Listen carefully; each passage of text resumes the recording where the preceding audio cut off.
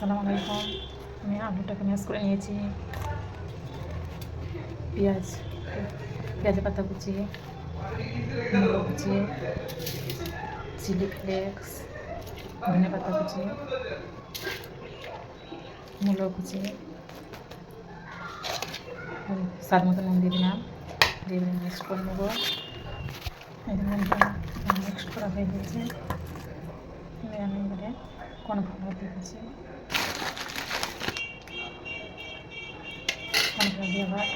Cornflour দিয়ে আবার mix করছি।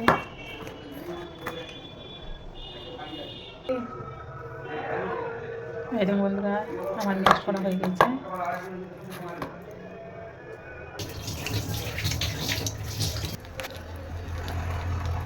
গরম তেলে ছেড়ে দিচ্ছি।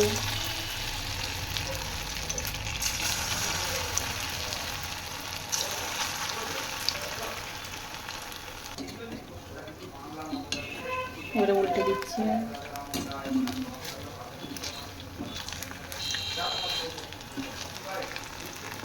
হয়ে গেছে লাল লাল করে ভাজা, এবারে আমি তুলে নিচ্ছি। পটেটো ফিঙ্গারগুলো ভেজে নেবো, তেলে দিয়ে দিচ্ছি।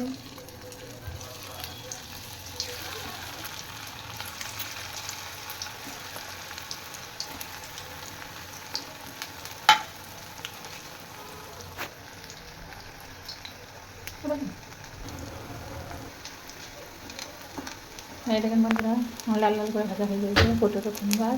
এবার আমি তুলে নেবো।